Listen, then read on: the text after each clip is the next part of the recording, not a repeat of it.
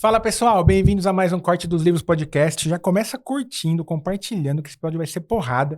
Eu tô com uma convidada aqui, que ela veio no episódio 1, que ela acreditou em mim nem quando, acho que eu acreditava em mim. Ela topou vir aqui, era tudo mato. Hoje estamos melhor e vai ser um episódio incrível. Eu vou apresentá-la para vocês. Dani Sakugawa, estrategista editorial, mentora de escritores e best-sellers com grande presença online e 120 mil seguidores. Quando você veio aqui, você tinha 60. É. Você dobrou. Experiência na construção de autoridade de autores. Dani, que prazer ter você aqui. Obrigado por ter acreditado no episódio 1. Eu não vou entrar em toda a história da Dani, porque você faça o favor, volta lá no 1, assiste, a gente vai focar em alguns temas principais hoje aqui, tá? Obrigado pela presença, obrigado por ter vindo, é um prazer ter você aqui. Quantos episódios depois? 69. 69, que legal, Ed. Pô, que bacana, né? Pra você. Eu tô entrando no modo entrevistadora, desculpa. Tá, manda pergunta. Deve ser muito legal, né? Você ver essa evolução, essa jornada, né? As pessoas que você trouxe aqui, as pessoas que você tem ajudado. Bacana, parabéns. Tô feliz de estar aqui de volta. Obrigado. Muito bom. Te apresentei muito formal. Quem que é a Dani no dia a dia? Putz, a Dani é uma pessoa... A Dani é a mãe do Pedro. A Dani é a esposa do Alê, meu marido, meu sócio. A Dani é uma pessoa silenciosa, sabia? Acho que todo mundo que me vê assim na internet, eu tô falando, dando aula, tal, eu sou uma pessoa naturalmente introspectiva. Eu gosto muito de ler, eu gosto muito de estudar. A Dani é uma pessoa motivada por aprender. Isso é uma coisa que sempre me pegou muito. Mas a Dani é uma pessoa leve. É engraçado que você faz essa pergunta quando aqui nos bastidores tá minha família, eles não vão me deixar mentir. A Dani é uma pessoa leve, sabe? Boa. A coisa, o pau tá comendo... Respira, vambora, vamos resolver. Porque hoje em dia, né, Adilson, hoje você tá no mercado corporativo, você tá no mercado digital também. É uma frequência muito alta, né? Então, se a gente não consegue respirar e levar as coisas com uma certa leveza, o barulho interno toma conta e nada sai direito, né? Então, acho que a Dani é uma pessoa leve, de vez em quando numa frequência mais alta, mas eu acho que é assim que a gente consegue ajudar os outros, né? Transbordando isso que a gente tem pra dar pros outros. Muito bom. Olha que curioso. Ontem eu fui escolher o look pra vir no episódio. Você vai falar, o que tem a ver, né? Calma que você vai entender. Aí eu cheguei pra minha esposa, que é consultora de imagem. Eu falei, amor, tô pensando com essa roupa aqui e tal. Ela falou, por que você escolheu verde no primeiro episódio que você gravou com a Dani e ontem eu ia escolher verde de novo? Eu falei, não sei. Ela falou, não, tem alguma coisa. Eu falei, mas por que você tá fazendo essa pergunta? Ela falou, verde remete à leveza. Pronto. Então ela falou assim, inconsciente, quando a Dani vem na sua cabeça, você remete a que é uma pessoa com leveza. Eu falei, nossa, faz muito sentido. Coincidência. E aí, né? olha, Que você falou de leveza, É. Então no meu inconsciente eu também tá lá no meu drivezinho, Dani, leveza. Que coisa, né? Que coisa. Pô, um bom sinal. Um bom sinal. Eu ia vir de verde. Ela falou, não, você já gravou de verde, vai de outra cor. Eu falei, Mas a então gente tá veio bom. combinando, né? Veio no combinando, final das veio contas. combinando. Então, mas ela não deixou eu vir de verde. Tem uma sincronicidade aqui também. Tem, não deixou. Vou começar com uma pergunta boa, hein? O brasileiro compra livro pela capa? Eu compro livro pela capa. Todo mundo compra livro pela capa. Isso é bom ou ruim? Eu acho que ver a capa faz parte do processo de escolha do consumidor. Então, não é que, eu vi a capa que é bonita, eu vou comprar. Mas a capa é o primeiro fator de decisão. Se você bate o olho na capa e você não sente aquela sintonia, aquela afinidade, você vai passar direto pro próximo. Tá. Pura e simplesmente assim, é que nem quando você vai escolher um objeto na prateleira de compra. Você tá vendo ali na gôndola vários produtos, várias marcas, você já assimila ali alguns elementos de comunicação que você vai passar direto ou você vai pegar e vai olhar em mais detalhe. É a mesma coisa. A comunicação hoje em dia de um produto saudável vai ter tons terrosos, vai ter uma coisa mais verde, vai ter uma textura, aquela coisa mais industrializada geralmente tem um tom mais forte, uma cor sólida, meio, né, aquele aspecto mais plástico. O livro é a mesma coisa. Então, a capa comunica e o fato de você pegar ele na mão ou não vai sempre passar pela capa. Quem fala que não... Não tem jeito. Só se você for um deficiente visual e estiver indo ali pela navegação. Mas fora isso, você bate o olho, você já toma decisões com base naquilo. Muito bom. Muito bom, muito bom. O que na sua cabeça, assim, você está em contato com muitos escritores, escritoras no dia a dia, o que diferencia um escritor que ele tem um livro, mas ele consegue virar autoridade naquele assunto que ele se propõe a falar no livro? que muda? Qual que é a chavinha que vira assim pro cara? Porque escritor tem um monte, tem vários livros, mas tem aqueles que conseguem transformar aquele conteúdo em uma autoridade, sabe? O que você acha que diferencia essas pessoas? Eu acho que a gente tem que analisar isso sobre duas óticas, tanto da ficção quanto da não ficção. Se a Ótimo. gente analisar sobre a ótica da não ficção, o que transforma um autor comum num autor que realmente alcança um sucesso, que se torna um best-seller, eu acho que são 3 elementos principais, assim, na minha visão. O primeiro elemento é um conhecimento realmente profundo daquilo. Então, aquela pessoa vai no podcast, vai dar uma entrevista, ela segura a onda. Tem gente que recusa porque sabe que não vai conseguir segurar a onda. Então, acho que a primeira coisa, a pessoa realmente tem um conhecimento e vivência profundo naquilo. Tá. A segunda coisa, eu acho que para segurar essa onda, a pessoa precisa realmente ter um pouco de altruísmo. Tá bom. Porque se ela não tiver, ela vai segurar. Ela não vai querer dar o melhor que ela tem para as pessoas. E hoje, o escritor, o criador de conteúdo de não ficção que está segurando, não está criando essa conexão verdadeira. Então, para mim, essa é a segunda coisa, né? Essa coisa do altruísmo. E, para mim, a terceira coisa é a estratégia. Tá cheio de gente genial por aí, muito conteúdo bom, mas que não conhece os paranauês de fazer a sua palavra, de fazer o seu conhecimento, de conseguir transformar aquilo tudo numa coisa palatável para a audiência. E isso tem estratégia. Tá. Né? Tem professores incríveis que não conseguem conquistar a atenção dos alunos, porque tem ali a estratégia de atrair a atenção, de segurar a atenção, de dar os exemplos certos na hora certa. Então, o escritor de não ficção precisa ter essas 3 coisas, porque eu acho que se faltar uma, Dá uma balançada. ele não está no topo da pirâmide. E hoje a Tá gente bom. está numa época de muita concorrência, de criação de conteúdo. Então, se tá faltando uma coisinha dessas, você já não consegue ir para a primeira divisão, ali para a Champions League da não Gostei. ficção. Boa. E na ficção? É quase igual ou não? Na ficção, é parecido, mas a ficção eu acho que tem um elemento muito forte de criação de mundos, de fazer sentir. Tá. A não ficção tem muito mais uma questão de ensinar. Um aprendizado, né? Agora, a ficção tem uma coisa de sentir. O escritor de ficção que realmente vai conseguir conquistar muito público, ele tem que ter uma vivência muito forte, porque senão a escrita não conecta. Ele precisa ter essa questão da estratégia muito forte também para conseguir alcançar as pessoas. Mas se ele não fizer o leitor sentir, não acontece. Porque o livro de ficção que a gente guarda com a gente é o livro que faz a gente rir, é o livro que faz a gente chorar, é o livro que faz a gente querer, né? Uhum. Contar para outra pessoa. O livro que marca a gente é o livro que transforma. O escritor de ficção tem que ter esse negócio assim na flor da pele, Forte, porque né? senão não vai. Eu dei um exemplo outro dia, Dani. Acho que eu não lembro quem foi a convidada, a gente tava falando sobre isso, era uma convidada de ficção. E eu falei que, por exemplo, quando eu leio os livros da Carla Madeira, eu consigo, se ela fala do café, e ela traz um nível de detalhe que eu às vezes consigo sentir o cheiro do café.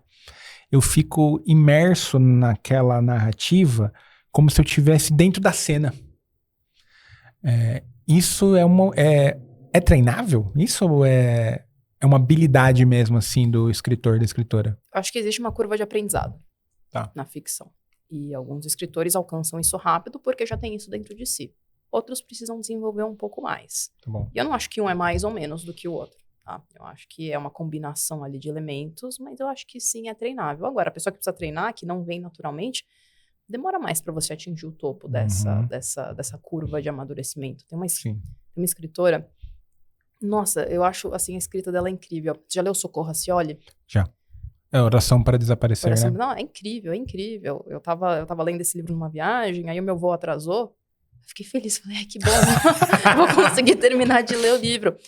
Porque o autor de ficção que realmente se transforma, né, nesse sucesso, nessa avalanche, nesse best-seller, ele tem que ser muito genuíno em fazer sentir. Eu não queria largar o livro. Eu tava 3 dias fora de casa, falei, não, peraí, meu filho consegue me esperar mais 10 minutinhos, deixa eu terminar aqui.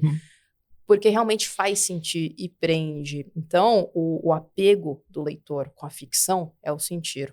O apego da não ficção para o leitor é o desenvolver, é o transformar. Né? Muito bom. Então, são perspectivas diferentes, mas que no final das contas tem tudo a ver com o quanto o autor está conseguindo entregar ali para o leitor dele. Sensacional. Muito bom. No parte da não ficção, Dani,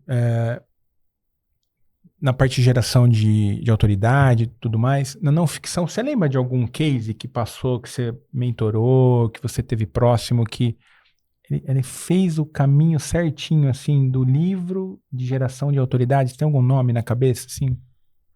Eu acho que tem vários. É porque vai muito de nicho para nicho, Tá. né? Eu também já vi gente que fez o livro, mas não fez o livro ali do jeito certinho, e ao invés de conseguir alcançar tudo que precisava de uma forma rápida, demorou, precisou fazer outro livro e tal. Tá. Tem um caso muito legal recente. Ele escreve um misto de ficção com não ficção. Tem um escritor da nossa comunidade, o Rubens Perrotti, coronel do Exército. Inclusive, ele foi finalista do Jabuti agora. E ele escreveu uma ficção contando a respeito de uma história de fraude, né, que aconteceu dentro do Exército. E ele transformou aquilo num romance, né, até porque ele não queria, né, deixar aquilo de uma forma óbvio, tão né? explícita, né? Uhum. Mas lá atrás, na ocasião, quando aconteceu, né, o evento de fato, deu matéria fora do Brasil e tudo mais, e aí a coisa meio que foi abafando, aí agora ele retomou com o livro, então agora ele foi entrevistado pelo Tramontina, finalista do Jabuti. Então, assim, ele é um caso de ficção com não ficção meio misturado, né? Apesar do livro ser um romance, tem muita coisa real lá. Ele sempre fala assim, Dani, o meu objetivo é contar o que realmente aconteceu nessa história. E o que ele fez? Ele escreveu o livro com muita diligência, com muito cuidado, porque ele sabia onde ele estava pisando. Ele contratou uma assessoria de imprensa muito boa, porque ele sabia que o objetivo dele não era vender muitos livros, mas vender o livro para as pessoas certas, as pessoas que, né, podiam fazer alguma coisa a respeito daquilo. E no final das contas, ele acabou sendo finalista do Jabuti, ele foi finalista de outros prêmios também. Então, ele conseguiu construir essa jornada, essa escada, de novo, não é porque o objetivo dele era ser autoridade, mas porque ele tinha um motivo muito nobre, né, uma missão muito nobre de pegar aquela história que ele acreditava e transformar aquilo, de fato, numa coisa de valor para a população. Tá bom. Então, acho que ele é um caso muito bacana, assim, de ficção, não ficção misturando, que construiu essa jornada. Agora, é aquilo que a gente falou, né? A jornada do escritor de não ficção, que realmente faz a diferença, tem que ter esses 3 pilares. Porque senão é que nem você tentar empurrar um carro ladeira acima, né? Você solta um pouquinho, ele volta. Então, tem que pegar tração. A história do escritor é pegar tração. O livro precisa pegar tração para ele conseguir chegar em bastante gente. Muito bom. Ô, Dani, eu obviamente sei o que é o Prêmio Jabuti, mas se alguém tá aqui e não sabe o que é, explica um pouquinho o que é o Prêmio Jabuti. Hoje, uma das principais entidades do livro é a Câmara Brasileira do Livro. Então, além de organizar e classificar os livros publicados, eles têm um trabalho de fomento à literatura, de fomento à escrita. E todo ano, eles têm 2 prêmios. Eles têm o Jabuti e o Jabuti Acadêmico. Então, dentro de uma enorme gama de gêneros e de categorias, eles definem um corpo de jurados, né, um comitê julgador, que vai analisando ali, gênero a gênero, diversos livros que se inscreveram para participar. Então, a gente tem desde livros de saúde, até agronomia, até uma categoria que está falando de melhor capa, melhor tradução, economia criativa, negócios. Então, hoje, o Prêmio Jabuti é como se fosse o grande Oscar da literatura brasileira. Que legal. É muito legal. Que legal.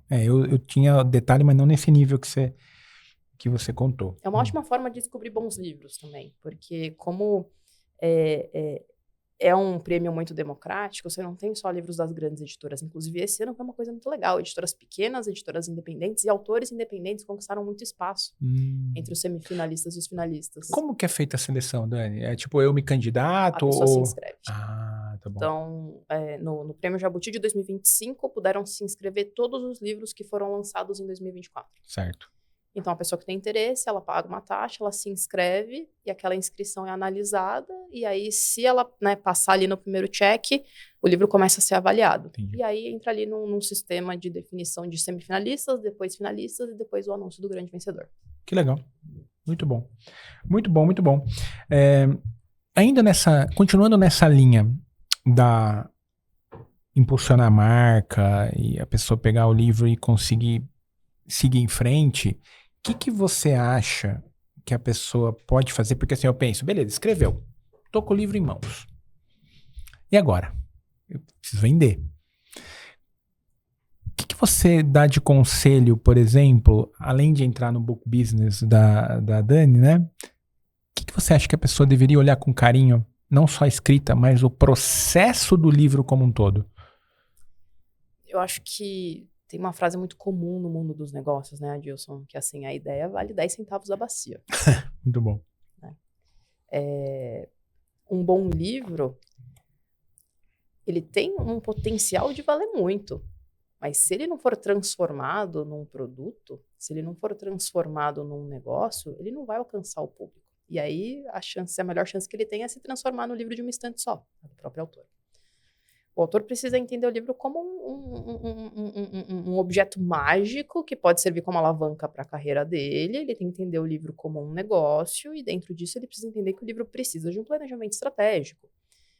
Qual é o objetivo desse livro para você? Qual é a jornada desse leitor? Então, depois que ele lê esse livro, como que ele aprofunda? Como que ele te conhece mais? Tem outros produtos? Tem outros livros? Então, isso tudo faz parte de um planejamento estratégico, porque senão o livro se torna fim. E um bom livro não é fim, um bom livro é meio. Então, o autor precisa entender que dentro desse processo de publicação de um livro de sucesso, o livro tem que ser meio, porque se ele for fim, ele acaba nele mesmo e não vai resolver muita coisa. Muito interessante. Porque olhando assim, ele gera autoridade, obviamente, que é o que a gente falou até agora, mas ele deveria minimamente abrir algumas portas, palestras, nesse sentido também, né? Eu acho que deveria é complicado, não é deveria, né? Eu acho que tem questão do objetivo que você falou, né? O livro precisa ser construído para tal. A campanha precisa ser construída para tal. Então, não é assim, eu lancei um livro e eu vou tropeçar em 5 contratos de palestra. Entendi. Então, um exemplo clássico, né? Eu acabo atendendo muitos médicos, muitos advogados, e aí eles falam assim, não, poxa, o objetivo do meu livro é me ajudar a construir a minha autoridade na minha área, né, na minha área específica. Eu falo, pô, legal, o livro é incrível, porque o livro te confere ali, né, uma coisa de intelectualidade, não é qualquer um que escreve, se bem que hoje em dia dá pra qualquer um escreve um livro, né? Então, não vamos entrar. Mas eu explico assim, poxa, tá bom, se o teu objetivo é se tornar autoridade e fincar uma bandeira nesse lugar, o livro é uma parte fundamental disso. Mas o livro não é fim, o livro é meio. Para quê? Para te abrir espaço nos veículos, nas mídias, nos podcasts, nos congressos, nas mesas que você normalmente não teria acesso. Então, o livro ele precisa ser formatado para abrir determinadas portas e o autor precisa saber quais são as portas que ele quer abrir. Porque se você só deixar o livro acontecer, não vai acontecer muita coisa. Olha que curioso, me veio uma pergunta que eu não... Olha, fazendo isso desde 2020 já. Me veio uma pergunta que eu nunca parei para pensar. Por que o livro tem esse poder mágico? No sentido de... eu tenho um livro, parece que algumas portas se abrem. O que você acha que tem essa... Eu tenho uma aula sobre isso. Tem? Tem. Já ouviu falar do efeito halo? Já. É isso. Então, poxa, se essa pessoa, né? O que é esse efeito? Você atribui a uma pessoa determinadas conclusões a partir de uma constatação que você faz. Tá. Então, poxa... O Adilson se veste bem. O Adilson deve ter bom gosto. O Adilson, né? A Dani, você pressupõe outras coisas envolvidas, tá? A Dani é japonesa. A Dani deve ser nerd. Entendeu? Então, é isso, né? Você pressupõe e o livro confere isso. Porque, poxa, ele escreveu um livro, não é qualquer um que escreve um livro. Entendi. Então, é essa associação que as pessoas... assim, tem uma série de vieses aí que dá pra gente analisar. Total. Mas, na minha visão, a história do livro é isso, né? E como por muito tempo o livro não foi um lugar fácil de se chegar, né?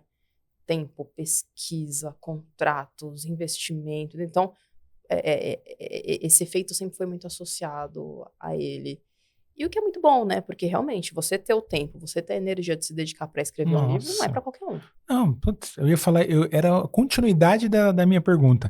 Eu ainda não escrevi um livro, quero, mas eu tive o privilégio de escrever um prefácio semana passada. Legal.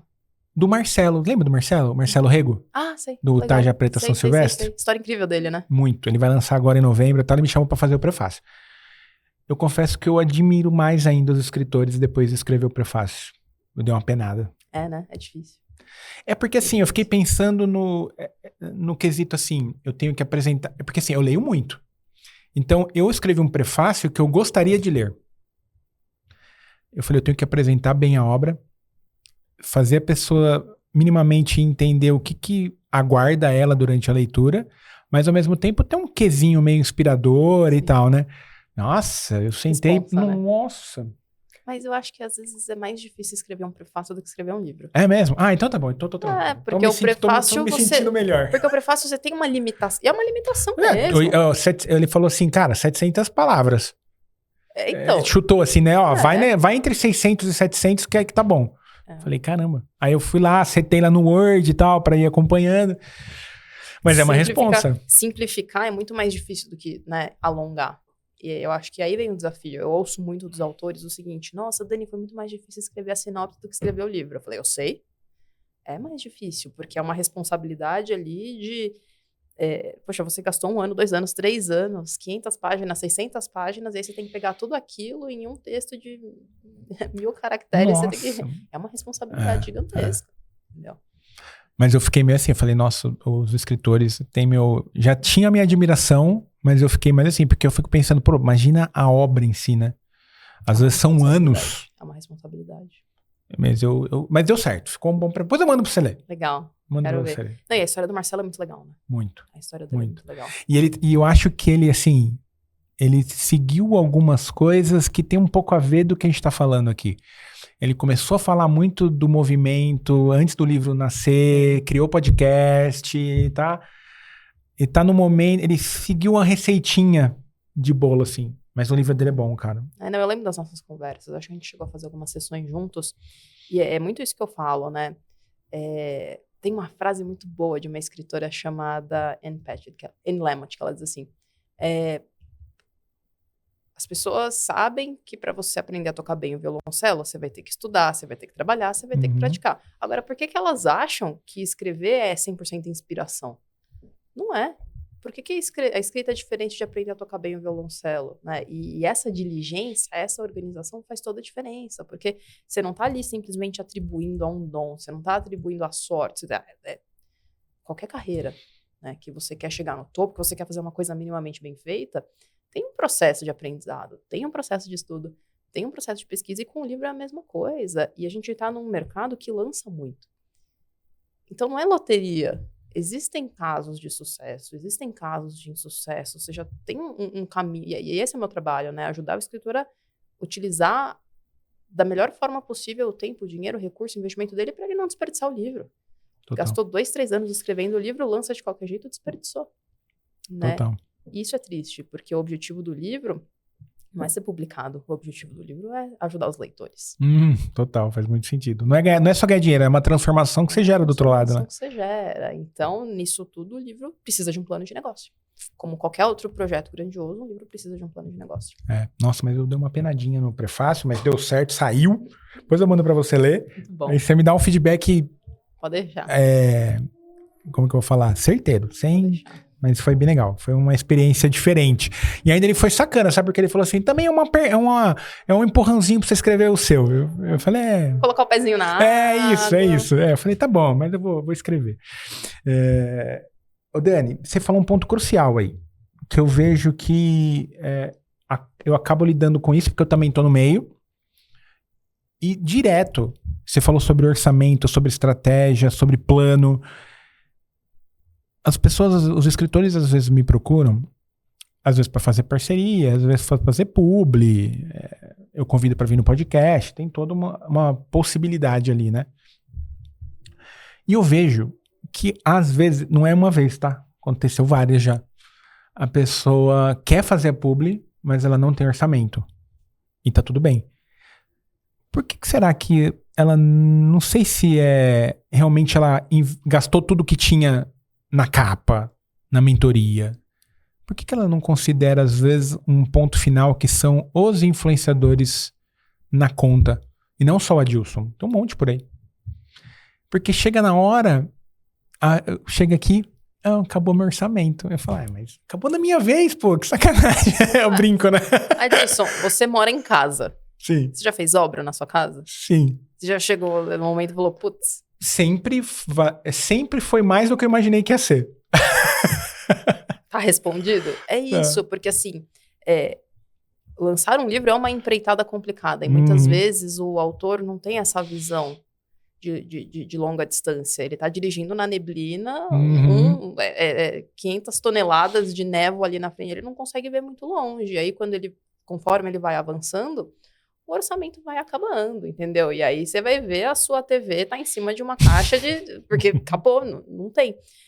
Então, eu acho que... E é muito... Sabe, vem acontecendo uma coisa engraçada. Acho que nas últimas 5 semanas, as editoras têm me procurado muito. Editoras grandes. Tá. Então, assim, Dani, como é que tá o seu pipeline para 2026? Dani, como é... Porque os autores que têm passado pelo método, os autores que têm feito um acompanhamento comigo, eles estão chegando muito mais maduros e profissionalizados nessas editoras. Então, eles não estão passando por esse susto, né? De, putz... Porque desde o começo eu falo, olha só, livro é planejamento. Você tem 2 escolhas. O maior gasto que você vai ter pode ser editora ou pode ser divulgação. Se você quiser ter mais gasto com divulgação, mais investimento em divulgação, então a gente precisa ter um pouquinho mais de paciência com a editora para encontrar uma editora que vai topar investir pelo menos em parte do seu livro. Então, esse planejamento de médio e de longo prazo num projeto acaba fazendo toda a diferença, porque tem gente que gasta toda... Você já correu corrida 10K, maratona? Já. Maratona não. Não, 10K já. Então, você sabe, você tem que controlar o teu Total, pace. se você começar alucinado, vai acabar o gás no meio. E é isso que acontece, entendeu? É a obra, é a corrida, então exige um planejamento. Se você dá todo o gás ali no começo... Porque, imagina, você coloca nessa situação, você acabou de escrever um livro, você tá o quê? Você tá animado, você fala, pô, terminei, que legal, bacana, bora lançar. Geralmente os autores fecham com a primeira editora que aparece. Geralmente a editora que manda, que responde mais rápido, é a editora que tem um time comercial mais ágil, que tá cobrando e que não... Então, muitas vezes o autor acaba gastando ali na largada e não sobra. Acaba sempre na minha vez, gente. Sacanagem. Sempre na minha vez, eu falo, acabou o dinheiro na minha vez. Mas você vê que esse é o pessoal que geralmente não termina a corrida. Ah, faz sentido, bom ponto. Porque eles queimaram toda a energia antes e aí o livro não consegue manter um ciclo de vida saudável e longo. Não adianta, não é assim, o livro vai ser lançado e vai estourar ou não vai. Não é assim. Existe um jogo de consistência, existe um jogo de permanência no mundo do livro. E às vezes, quando você acaba com toda a gasolina no começo... Acabou, né? Acabou. Ô, Dani, explica o conceito, que eu acho que o pessoal não sabe, o conceito do long seller. Acho que é long seller, né? Que é você continuar vendendo ao longo do tempo. É isso aí. Então, hoje, dentro de um ciclo de vida de um livro, um ciclo de vida normal. Você tem ali uma gestação, que é a preparação, antecipação do livro, organização, escrita. Você tem o nascimento, que é o lançamento. E ao longo desse ciclo de vida... Muita gente queima muito rápido essa gasolina, essa energia, e aí o livro faz assim, morre. Tá. Alguns livros, nesse processo, se tornam best-sellers, porque o autor gastou tudo e foi, só que ali em 2, 3, 4, 5, 6 meses, gastou tudo, vendeu tudo, parou. Tá bom. Em alguns momentos esse pico é alto, em outros ele não é tão alto. Quando esse pico é alto, o livro se torna best-seller. Então, o que é o best-seller? Best-seller é o livro que vendeu 10 mil exemplares, como um todo, ou que bateu a marca ali de alcançar uma das listas oficiais dos mais vendidos. Tá bom. O long seller, ele é o livro que é vendido por muito tempo, de forma recorrente. Então, por exemplo, tem livro que alcança best-seller depois de 2, 3 anos que vendeu 2 mil, que vendeu 10 mil, né? Tem livro que continua vendendo 1.000 por ano. Então, se você pegar os clássicos hoje em dia, eles são long sellers. Total. Estão dando certo há muito tempo. Que são os livros que, de uma certa forma, na minha visão, o long seller é aquele livro que não precisa mais tanto da força do autor. Okay. Ele acaba indo sozinho.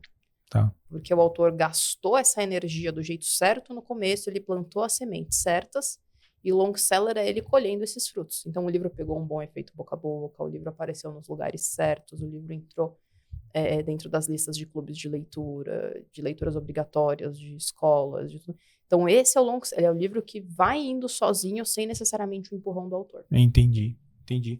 E aí, você sempre acaba fazendo um conteúdo nos seus stories, eu vejo direto isso, que a pessoa atingiu a Publish News e ela ficou bem posicionada ali como mais vendido. Como é que esse critério é com base na venda na semana, na venda no mês? Explica um pouquinho sobre isso. Hoje as listas oficiais dos mais vendidos do Brasil, eles têm uma lógica, né? Então, qual que é a lógica? É um período de vendas e dentro desse período de vendas existem X categorias e essas X categorias têm um ranking. Para você entrar nessa lista, você tem que estar da linha do 20 mais tá bom. para cima. Então, hoje, por exemplo, a lista do Publish News, a lista da Bookinfo e a lista da Veja são listas semanais. Então, de segunda a domingo, as vendas são somadas, passou a régua, somou essas vendas, os 20 mais de cada categoria entraram na lista. Tá. A lista da Nielsen é uma lista mensal, então essa é a lista que se difere. Mas, basicamente, hoje o livro, que é um best-seller via lista, é o livro que entrou no topo desse ranking, ali entre os 20 mais. E essas listas, por que elas são as listas oficiais? Primeiro porque elas têm uma representatividade demográfica muito relevante. Então, elas estão cobrindo ali mais ou menos 70% das livrarias do Brasil. Nosso país é gigantesco. 70 é muita coisa. 70 é muita coisa. Então, não é uma livraria, não é uma região. É uma coisa, né, distribuída e organizada. E elas também são as oficiais porque elas têm uma auditoria via sistema. Então, é como se essas entidades, essas organizações... A Bookinfo é uma delas, ela consolida as notas fiscais das vendas. Caramba, nesse nível? É nesse nível, porque o que formaliza uma venda é Uma justamente uma nota fiscal. Tá. Então, quando um autor vende o livro por conta própria, nem sempre é emitida uma nota fiscal. Então, essas listas, elas estão auditando livrarias. Então, essas 70% das livrarias auditadas, elas mandam essas documentações ali via sistema para justamente mostrar a credibilidade dessa lista. Então, hoje as listas acontecem assim. Muito bom. E aí vem uma outra pergunta nesse caminho. Eu vejo aqui direto, ou melhor, vou melhorar minha pergunta. É difícil pôr um livro na Amazon para vender? Não é difícil colocar um livro na Amazon para vender, mas existem várias formas de colocar um livro na Amazon para vender. Ok, bom. E a Amazon, ela é uma empresa muito centralizada no consumidor, no comprador. Então, dependendo da forma como você põe esse livro lá, ele vai ter mais ou menos relevância. Ok. Então, por exemplo, se você é um autor autopublicado e você coloca o seu livro na Amazon e quem está levando o livro até o correio é você, para a Amazon isso não é uma experiência tão boa para o cliente, porque o livro não vai necessariamente chegar rápido. E a Amazon é muito boa na logística. É muito boa.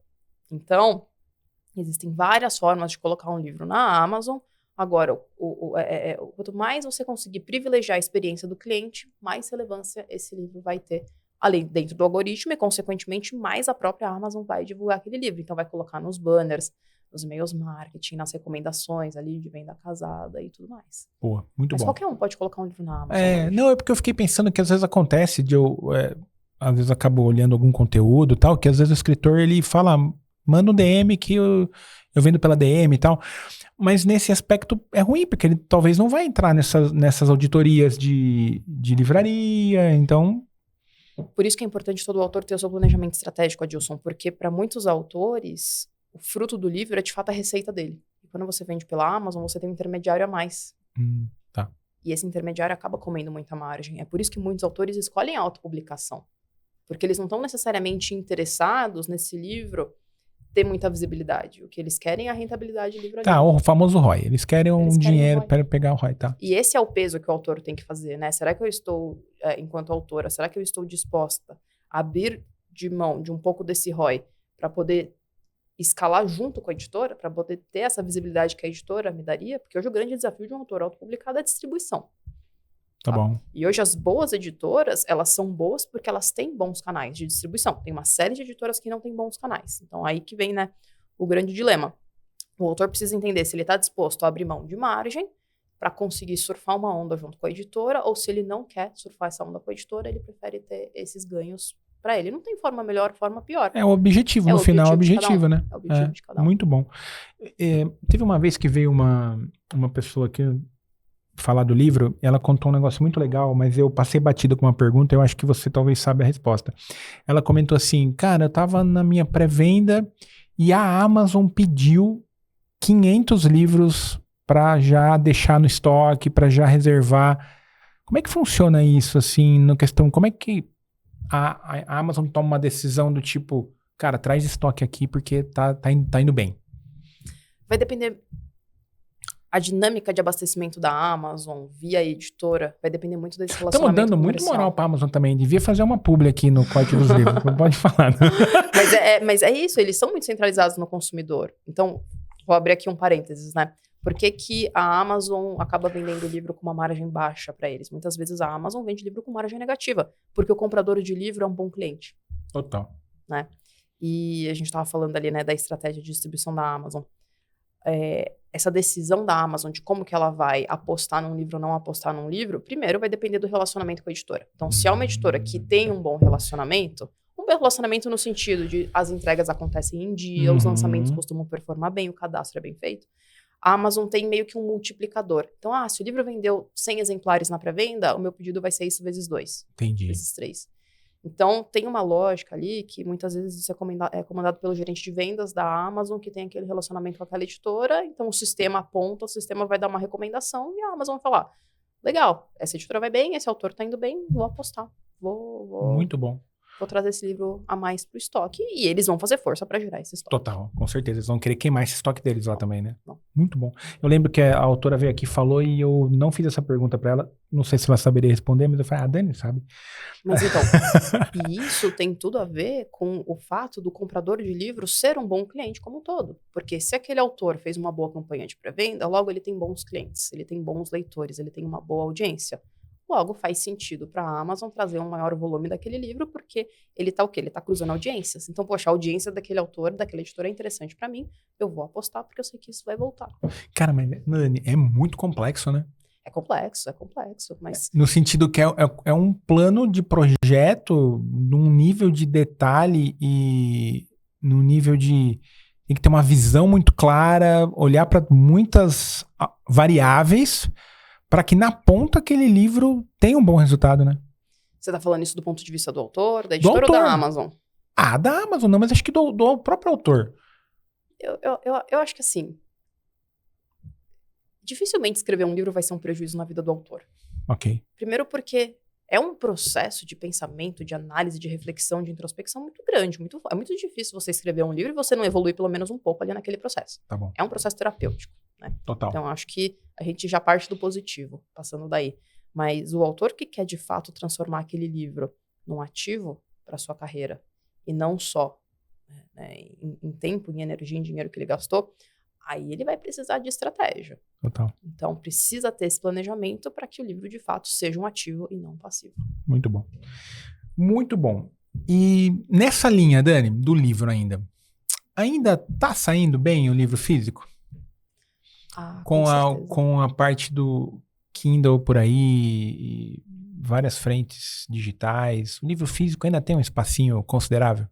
O livro físico tem maior espaço. Tá. Então, hoje, se você parar para analisar, óbvio que dentro de cada gênero, né, de cada nicho literário, esses números vão mudar. Então, se você pega hoje, por exemplo, romance erótico, a maior parte dos romances eróticos são vendidos no formato digital. Pelo próprio público que vai consumir. Exatamente. Se você pega, por exemplo, um nicho de negócios, o índice de vendas de audiobooks é muito maior do que de outros gêneros, porque faz parte do comportamento daquele consumidor. Total. Mas ainda assim, o livro físico tem muito espaço, principalmente agora, Gilson, que a gente está vivendo esse momento de incentivar a desconexão, de incentivar, né, não olhar para uma tela, olhar para um papel. Nos Estados Unidos, teve uma curva assim, muito ascendente, né? Então, o livro digital foi ocupando muito espaço, mas bateu um platô. Bateu o platô de 24% de market share do e-book e depois deu uma caída, deu uma estabilizada. Tá. No Brasil, se eu não me engano, nem chegou a 24%. Eu acho que na média geral bateu 18%, 19% ali, se você pegar todos os tipos de livro. Tá bom. Então, eu acho que o livro físico sempre vai ter espaço.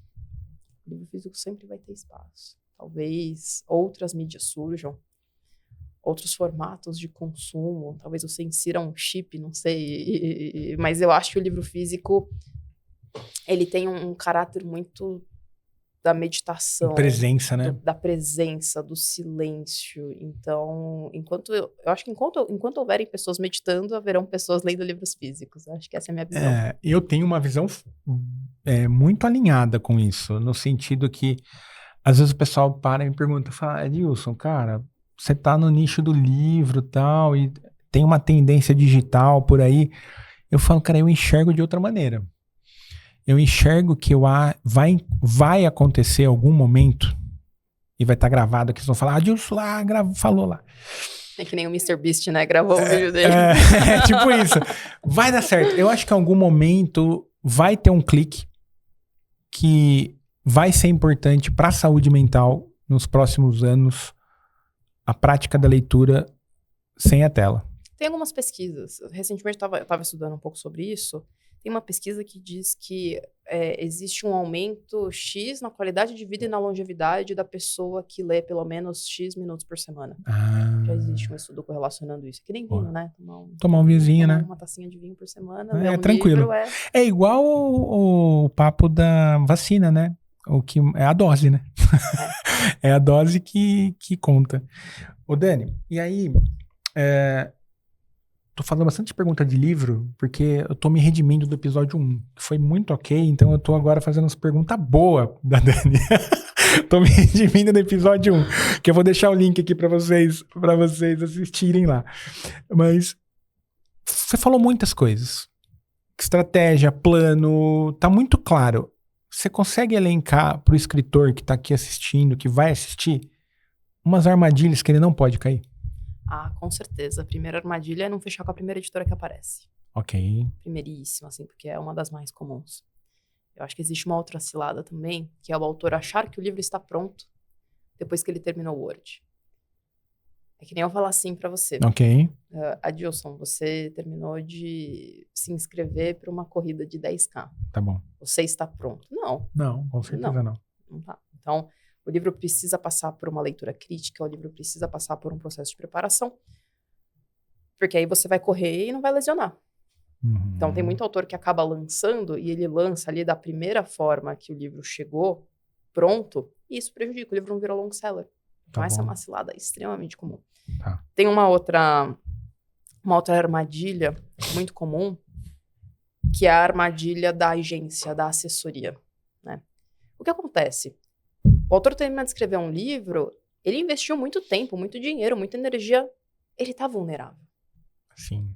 Porque você colocou a sua vida ali, você colocou o teu conhecimento ali. Existem muitas agências, muitas assessorias, muitas editoras que vão ali de uma forma quase que predadora. Falar, parabéns, nossa, que incrível, viés de confirmação, né? Total. Nossa, seu livro tá muito bom, vamos lá, bora, eu acredito. E aí esse autor assina um contrato, no final das contas a agência nem leu o livro, a assessoria nem leu o livro. Isso é extremamente comum. Entendi. Isso é extremamente comum.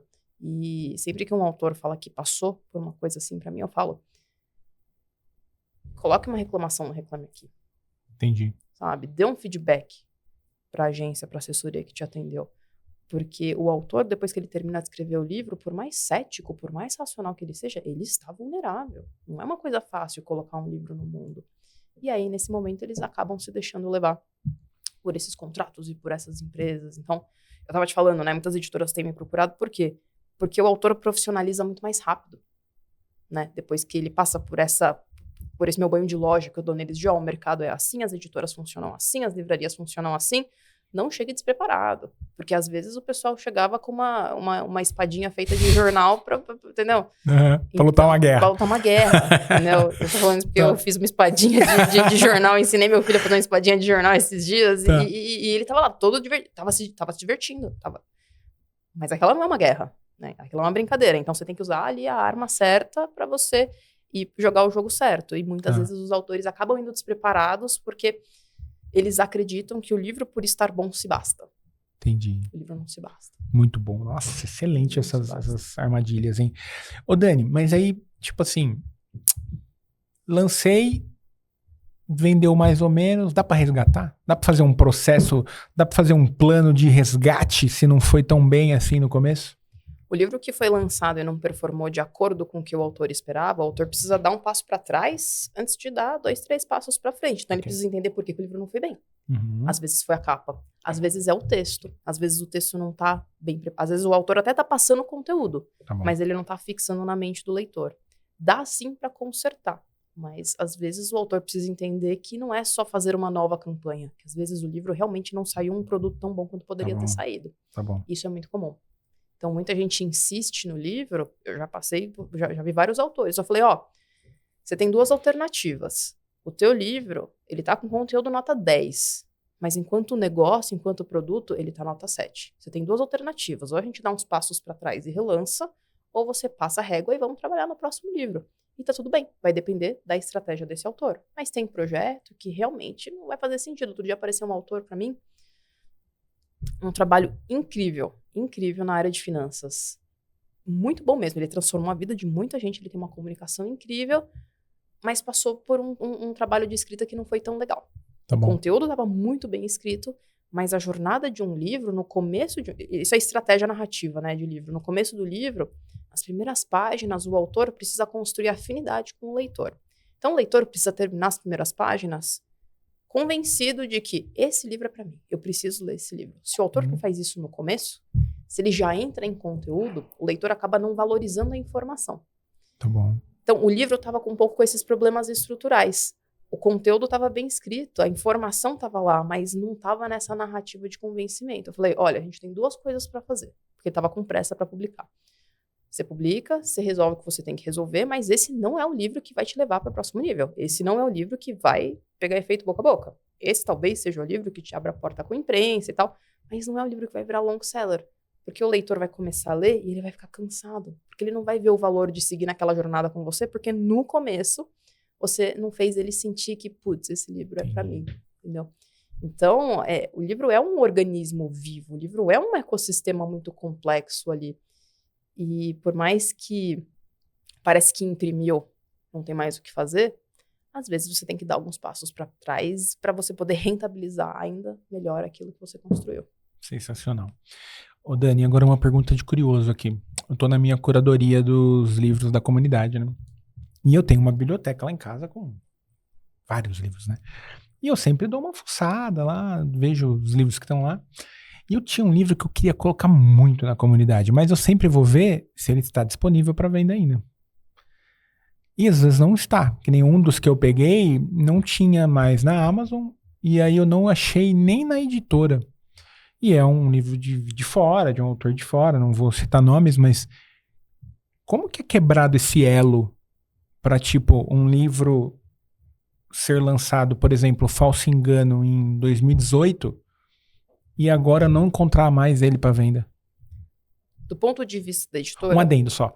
Eu encontro ele para venda, mas eu preciso de 100 para comunidade, entendeu? E tipo...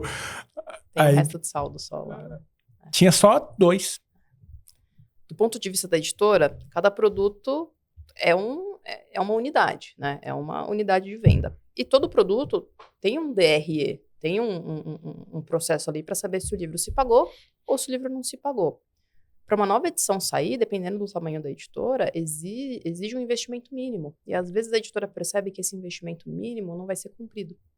Então, exemplo clássico, para algumas editoras, um livro que vai bem é o livro que esgota a primeira edição ali entre 6 meses e 1 ano. Ok. E é óbvio, cada editora tem a sua régua. Tem editora que começa com 300, tem editora que começa com 3 mil, com 6 mil. Para a editora fazer uma tiragem menor do que 1.000 exemplares, do que 2.000 exemplares, muitas vezes dentro da estrutura de negócio dela, a conta não fecha. Ok. E aí, para ela, faz mais sentido descontinuar um livro do que apostar numa obra que ela sabe que vai demorar 10 anos para se pagar. É melhor frustrar alguns possíveis leitores, que vão ter outras alternativas, do que assumir aquele risco. Agora, tem um projeto muito legal no mercado brasileiro, eu não lembro o nome da editora, depois eu te lembro, eu te passo. Tá bom. Tem um editor muito consagrado no Brasil, que é o Matinas Suzuki. E ele abriu uma editora no Brasil exatamente focada em disponibilizar livros que não estão mais disponíveis no modelo Olha, de que impressão legal. sob demanda. Então, hoje, a gente tem uma tecnologia que é a impressão sob demanda. Então, os livros podem ser impressos 1 a 1, conforme essa demanda, sendo que a editora não precisa necessariamente investir num grande estoque. Entendi. O custo unitário sobe para o comprador, né? Porque a impressão em lote diminui o custo unitário. Mas isso provavelmente vai diminuir essa ruptura de mercado, né? O que é a ruptura? É quando você tem um espaço de produto, não tem mais o produto, você teve ali uma ruptura de catálogo, uma ruptura de estoque. E essa editora está vindo justamente para isso, para poder abraçar esses leitores que têm uma demanda, mas que não faz sentido para a editora. Ou às vezes a editora nem existe mais. Ou às vezes Fechou já, né? O selo, né? Fechou o selo. Ou às vezes... Então é muito legal, porque o avanço da tecnologia, nas tecnologias de impressão, nas tecnologias de venda, de canal de venda, estão possibilitando esse tipo de consumo que... Cara, antigamente acabou, né? Faz muito sentido. E eu tive algumas, indo nesse, porque eu não vou conseguir colocar o livro que eu queria, porque eu não vou ter estoque dele. Era um livro até interessante ainda. O livro chamava Você está prestes a cometer um erro terrível. Que legal. eu não li ainda, mas eu tava com carinho lá pra ele, e fala sobre vieses, é um livro que tem a ver com parte mais de pensamento crítico e tal. Não achei. É nacional ou é de fora? É de fora. É de fora? É. Eu procurei na editora, não tem mais, no próprio site da editora. Na Amazon tinha 2 unidades. Falei, cara, abortei. Mas eu tinha na minha biblioteca lá em casa, né? E é curioso, até porque aconteceu uma outra coisa. Um tempo atrás, esse ano, eu postei a resenha de um livro. Putz, cara, eu acho que era As Regras de Ouro. Era o livro do treinador do Michael Phelps. Tá. Espetáculo o livro. E eu postei a resenha e, modéstia à parte, a minha resenha ela é um fator decisivo para quem vê a resenha comprar o livro ou não. Cara, as pessoas ficou bravo comigo, porque não tinham de comprar o livro, só que eu tinha o livro em casa. E aí, Adilson, não acho o livro. Eu falei, cara, não sei, acho que saiu de linha, tal. Fiz até uma pesquisa, não encontrei as respostas, você acabou de responder agora, e faz muito sentido. Mas às vezes acontecem essas coisas, né? Eu falei, cara, às vezes o elo quebra, não tem estoque, não acha mais e... Mas eu acho que essa tecnologia, né, de distribuição de livro, de impressão de livro, vai ser muito boa. Porque Muito. Muitas editoras já estão aderindo a isso. Isso não é uma coisa não é nova, tá? Isso tem uns 5, 6, 7, 8 anos já, mas antes o custo era muito alto para entrar nisso. E hoje em dia está muito mais acessível. Tá bom. Então eu acho que esse problema tá com os Vai dias resolver, contados. boa. Vai resolver, vai Eu resolver. acho que sim. Muito bom. Ô Dani, teve algum livro esse ano que você leu que foi... Você fala assim, nossa, esse livro aqui... Ah, tem, com certeza. Consegue falar uns 2 aí, 2, 3? Eu não terminei de ler, mas o que eu já li eu achei incrível. Eu tô lendo um livro sobre intuição de uma jornalista chamada Pétria Chaves. A Pétria tem um programa na CBN, sábado, revista CBN, e é o segundo livro dela. O primeiro livro dela foi um livro sobre escuta. Tá bom. Tá? E agora, eu não vou lembrar o nome do livro, é Por que sentimos o que sentimos? A gente acha depois. A gente acha. Mas eu tô na metade do livro. E é incrível porque é um livro que fala sobre intuição. E é muito engraçado, né? Porque, principalmente, eu acho que na área da comunicação, do jornalismo, a gente precisa ter uma boa intuição, né? Pra tomar decisão. Em todas as áreas, eu acho. Mas na comunicação, como a gente, né, tem acesso a muita gente, como a gente acaba falando de um para muitos, a gente precisa ter isso muito forte. E ela explica de uma maneira científica. Ela explica de uma maneira ancestral o que é a intuição. Caramba. É muito bacana como a gente acessa, como a gente separa, né? Porque às vezes a gente recebe ali uma confirmação de alguma coisa, a gente acha que é intuição, mas não é. Tá. Entendi. Então como que é? Como sei o que sei. Ah, como sei o que sei da Pétria Chaves. Boa, obrigado. Muito legal. E é muito, muito, muito legal. E eu gosto muito desses livros que pegam uma coisa inerente do ser humano e trazem essa análise científica, trazem essa análise histórica, quase que filosófica, né? Okay. E é muito bacana. Tem um outro livro também que eu tô gostando muito, de uma aluna. Eu tô lendo pela segunda vez. A primeira vez que eu li era quando ainda tava ali na parte do manuscrito, e agora eu tô lendo ele de novo, o livro físico impresso. Ela foi finalista do Jabuti também, a Larissa. Ela tem um livro chamado... eu conversei com ela. Você conversou com ela? De Sim. onde vem as grandes ideias. É uma capa amarela e tal, né? Uma capa amarela. É muito legal, porque ela explica de onde vem as grandes ideias de um ponto de vista da ciência, da física. E tem um debate muito interessante, assim, né? Se eu não me engano, ela fala sobre a invenção do telefone. Tá bom. Porque existe uma disputa de quem inventou, quem descobriu o primeiro telefone. Total. Né? E ela fala assim, poxa, mas as pessoas estavam em lugares completamente diferentes do mundo, né? Será que não era uma evolução natural do ser humano descobrir, né, essa tecnologia do telefone? Porque uma coisa foi levando a outra e simplesmente em caminhos paralelos a coisa aconteceu. E é muito legal que ela traz essa reflexão sobre como ter boas ideias, como alimentar boas ideias, essa mentalidade de inovação de um ponto de vista científico, né? Às vezes a gente vai muito no lado da criatividade, uma coisa da arte, né? Uma coisa da emoção, mas ela traz ali uma reflexão muito bacana sobre um lado ali um pouco mais pé no chão. Muito bom. Sobre as ideias. São sensacional. livros que me marcaram esse ano.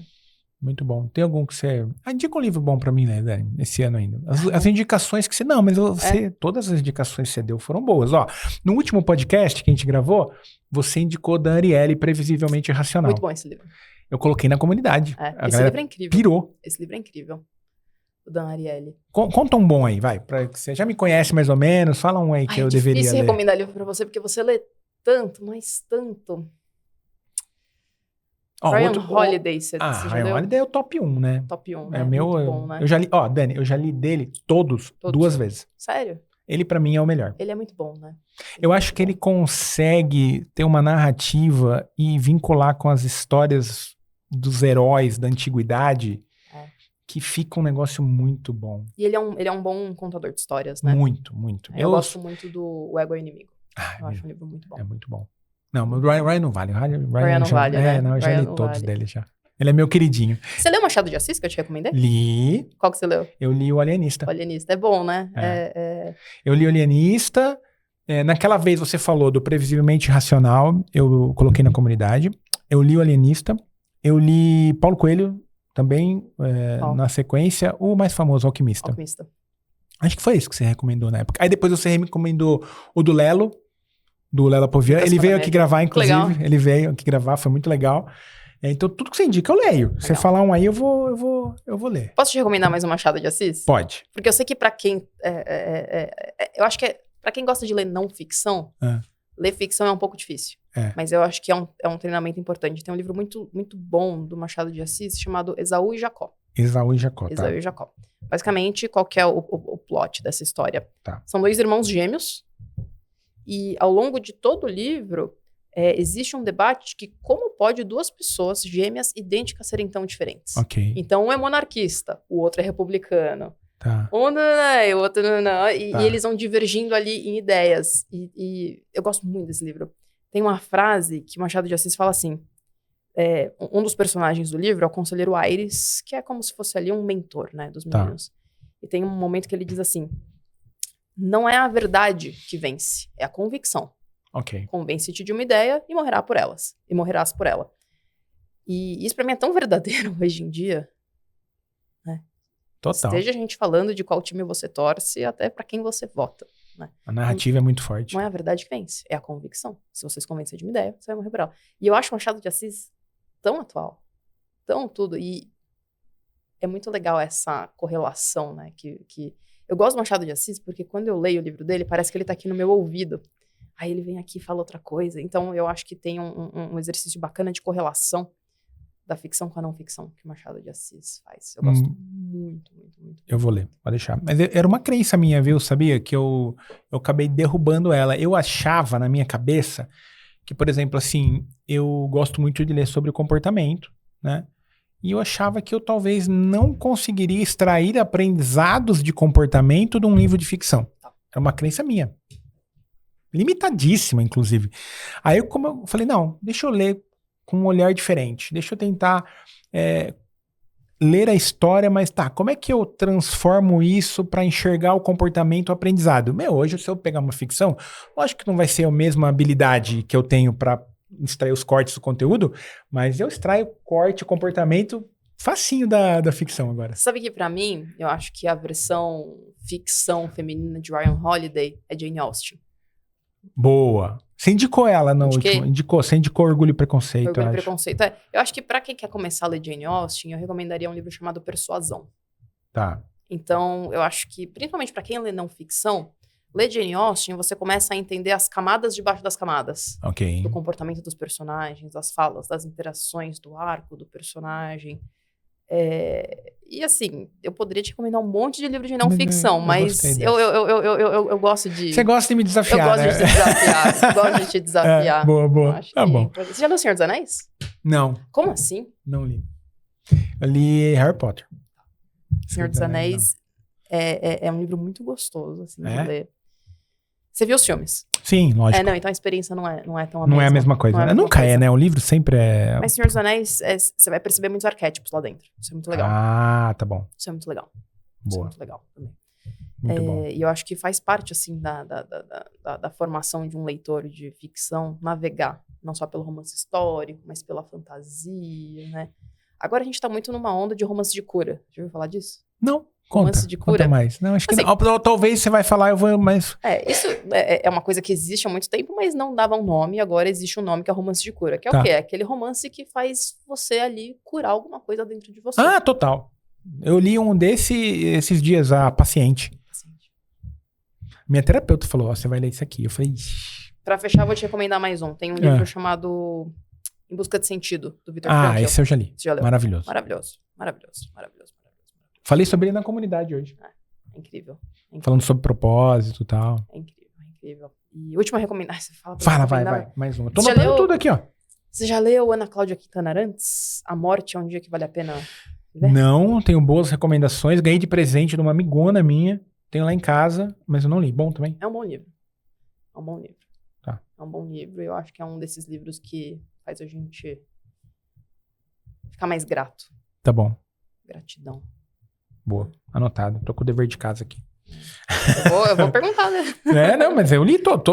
Daqui a 70 episódios. Isso, a gente volta e faz um Você double tem check. 70 episódios pra resolver isso. Não, aí. tem bastante tempo, então. Tem bastante tempo. Ô, Dani, próxima pergunta é do patrocinador, da Cave de Café. Se você pudesse tomar um cafezinho com alguém e pedir um conselho, quem seria essa pessoa e qual seria esse conselho? Uma pessoa viva ou uma pessoa que já se foi? Pode ser que já se foi. Uma pessoa da ficção ou uma pessoa da realidade? Pode ser ficção também. É o seu café. É o meu café. Não vou se intrometer, não vou me intrometer no seu café. Quem Eu você falei de quiser. Senhor dos Anéis. Tem um personagem muito bom lá que é o Gandalf. Tá, sim. Ele é o mentor, né? Ele é Uhum. um mago. Sabedoria em pessoa. Sabedoria em pessoa. Eu acho que assim, tem uma coisa minha também de ter lido Senhor dos Anéis enquanto adolescente. Total. Né? Então tem uma memória ali super bacana. Mas pra mim foi uma grande referência de sabedoria na vida. E eu acho que se eu pudesse pedir um conselho ali Era pro Gandalf. no mundo da ficção, né? Sim, Se você sim. mundo da não ficção, tem uma lista aqui, mas eu gosto muito, eu gosto Boa. muito, eu gosto muito. Boa. Tem um livro Conta. chamado, eu não sei se existe ele em português, mas em inglês é The 100 Most Influential People, as 100 pessoas mais influentes que nunca existiram. Caramba, que Então é uma animal. lista de 100 Que é essas personagens. que são esses grandes personagens. Caramba, que animal. Que são esses grandes personagens. Não, e faz muito sentido, porque quando eu assisto o seriado, leio o livro, e nem, por exemplo, não sei se você assistiu Breaking Bad. Aham. Cara, eu queria conversar com ele pra entender algumas coisas com ele, né? Então tem muito a Calma, ver. com o Walter White? Com o Walter White, com o Walter White, com certeza. Ó, o Suits, você assistiu Suits? Sim, Cara, o Harvey Specter é sim. incrível. Então, pra mim, o Conselheiro Aires, que é um personagem muito relevante nas histórias do Machado de Assis, pra mim é uma espécie de Gandalf. Assim. Tá bom. Então, eu acho que é muito legal esse livro. Nossa, faz tempo que eu li esse livro. As 100 pessoas mais influentes que nunca existiram. Tá bom, eu não tenho assim. aqui, eu vou dar um Uma coisa Googlezinho, assim. vou pesquisar. Muito bom. Você foi passar um tempinho na Europa. Tinha algum objetivo de carreira ou era um tempo de família pra conhecer, passear? O que você foi buscar lá? A nossa família, a gente sempre valorizou cultura, a gente sempre valorizou viajar, a gente sempre valorizou oxigenar. E o meu filho tá indo pra primeira série ano que vem, que é uma época que você não pode faltar tanto na escola, né? Você começa a ter prova, lição de casa. Então a gente parou e pensou, poxa, acho que é uma oportunidade. Ele quer falar aqui, o Ele Pedro quer tem. participar, ele quer participar. Então acho que foi uma oportunidade de ter uma vivência. Sou adolescente. Foi uma oportunidade, assim, de oferecer pra ele uma coisa que a gente não teve, Tá bom. né? De conhecer a Europa dele. A gente já tinha ido antes, mas não, né? Passar 2 meses lá. Tá. E não tem como. Na minha área, na nossa área, se você só tá olhando, né, pra um lugar, você não tá oxigenando. Então, o meu filho e meu marido, eles ficavam bravos comigo, porque eu vi uma livraria, eu queria entrar. Eu acompanhei todos os stories das livrarias. Não, e eu que você postei mostrou. pouco, porque eu sou uma pessoa meio low profile, né? Eu não fiquei postando Aham. muito. Mas o Pedro, ai mamãe, de novo. Mas é incrível. Lá em Paris tem umas livrarias incríveis, né? Tá. Tem uma livraria que é 100% sobre automobilismo. Que legal, bem nichado mesmo. Aí tinha uma outra, essa outra tem algumas, né, espalhadas por aí, mas era uma outra só de livros de mulheres para mulheres. Ok. Então tem uma gama, uma variedade, porque lá fora, principalmente na Europa, não é um mercado tão verticalizado no sentido de assim, muitos grandes best-sellers, é muito mais horizontal. Ok. Então você tem muitos livros que são impressos 200, 300, 500, então tem uma variedade, né? As livrarias não estão ali 80% focadas em best-sellers. Então tem uma variedade muito bacana. E assim, referência de capa. Total. Sabe? Eu gosto muito disso. E assim, eu gosto muito de museu. Eu gosto muito de história. Eu gosto muito de cultura. Então a gente... Era uma diversão também. Ai, mamãe, outro museu. Mas no final das contas, no começo ele falava, mamãe, outro museu. Mas aí na hora de ir embora ele não queria, porque... Não, e foi um salto de repertório pra você, né? Foi, não, com certeza. Quantos países foram? 9 países. 9 países. Foram 9 países ali ao longo de Muito legal. 2 meses, mais ou menos. Ah, que legal. Comprou o livro lá? Pô. Vários, né? Eu não comprei muito, porque eu tinha que carregar na mala, Total. né? Mas eu acho que eu comprei uns 4 livros ali e acabei lendo, né? Porque Você fica ali, né? você tal. fica ali, lê no digital também. Tá. Mas como eu tava com uma cabeça, né? Eu tava trabalhando normalmente, né? Acho que uma vantagem, né, da minha área de trabalho é que eu consigo Online, né? ter uma tudo. flexibilidade, mas a gente tava com uma cabeça muito de descansar. Então a gente tava fazendo um arroz com feijão muito bem feito, mas dando tempo para passear, dando tempo ali para conhecer o que a gente queria conhecer, Tá. ver amigos, ver família e também conseguir. A gente fez as coisas de trem, né? Então facilitava. Nossa, é um sonho, deve ser viajar nesses trem. Eu tenho vontade de viajar nos trens. Aqueles que você fecha a portinha, tipo Harry Potter. Você fecha a portinha, tem uma mesinha, um sofazinho. É gostoso. Tem uns que são a cabine, né? Tem Sim. outros que são mais né? O assento espalhado mesmo. Mas é gostoso porque você já chega no meio da cidade. Ah, entendi. Entendeu? Então você não tem que sair do aeroporto, pegar o táxi, pegar o Uber. Você já sai ali no coração da cidade. Então Muito bom. gostoso. É uma experiência boa. Que legal. Queria poder ter trazido mais livros, mas Ah, mas aí também fica... excesso de bagagem. É, total. Adorei. Não, carregar, né? Carregar É porque também você ficou navegando entre vários países, né? Fica... Tá. pesado. Muito bom, adorei. Muito bom. Eu ia fazer no bastidor a pergunta, mas fiz aqui agora. Ô Dani, o que é óbvio? Eu fiz essa pergunta já pra você. Vamos ver se vai ser a mesma, depois a gente vai conferir. Ou mudou. O que é óbvio pra você e as pessoas não percebem? Ah, não sei. Nem lembro que eu respondi, porque eu acho que o nosso óbvio muda tanto, né? Muda total. E se o nosso óbvio não muda, a gente não... É preocupante. É preocupante. Tomara que eu responda uma coisa diferente. E agora? Qual coisa a gente corta? O que é óbvio pra mim? Eu acho que eu tô vivendo... Falso engano, talvez você falou... Não sei, vamos ver. Puxa aí. Mas como que você vai puxar? Eu vou lá no YouTube, vou no Minutos Finais e a gente descobre. Eu acho que meu óbvio vai ser diferente. Eu acho que a gente muda, né? A gente cresce. A gente evolui, né? A gente evolui. Vamos ver. Ó, gente, fica aí, peraí. Aqui não corta, faz tudo no esqueminha. Vamos chegar qual que era o... É que vai demorar, né? Foi o primeiro, mas eu vou chegar lá. Vai pensando enquanto isso, Dani. Não, já pensei. Já Posso sabe? responder? Ó, nossa, cara, não gostei da thumb que eu coloquei no primeiro episódio. Vai ser melhor dessa agora. Mas tudo bem, era o primeiro. Vamos chegar lá no final. Agora é óbvio que essa não é boa, não é? Antes não era Agora tão é óbvio. Olhando pra trás, muita coisa. Pois é. Óbvio, né? Que bom. Sabe qual que era a thumb? Ah. O segredo por trás dos livros best-sellers. Não é uma thumb. Não é ruim? Não, mas você sabe que a gente tem estudado um pouco de YouTube e eu gravei um episódio lá na Hotmart, né? Tá. Aí eles fizeram uma thumb com uma cara minha assim, o pior corte, sabe? Possível, Tá. O pior frame possível. Aí eu falei, pô, gente, Dá uma ajudada aí, me né? ajuda, né? Eles não, Dani, mas você não sabe, aqui quando a gente coloca a cara mais estranha é o que tem mais conversão. Aí eu falei, beleza. Ok, vambora. tá explicado. E o né? episódio tá indo super bem. Então, depois eu vou assistir, vai demorar tem aqui. lógica, Eu já tenho até um nome, acho que já sei se é o nome da thumb desse. Como vender o seu livro. Que, cara, o que você falou aqui foi a essência, é como vender o seu livro. Ao longo do tempo, trazendo resultado. Você sabe que eu acho que hoje, uma coisa que tem crescido muito, muito, muito assim em mim, uma coisa que eu acho que é um óbvio que muita gente não enxerga como óbvio. A gente tem que ter um bom motivo para fazer as coisas. Porque senão a gente desencana, senão a gente desiste. E às vezes eu me pego fazendo uma coisa na correria de qualquer... Eu viro e falo, não, pera, por que eu tô fazendo isso? Ok. Então acho que para mim o óbvio é que se a gente não tiver... E não tô falando de, você tem que ter um propósito. Beleza. Mas assim, tem que ter um porquê ali, né? Um objetivo claro, né? Um objetivo claro. E eu sou uma pessoa muito família, né? Sempre fui uma pessoa muito família. Minha família sempre foi muito família. E eu acho que muito disso é assim...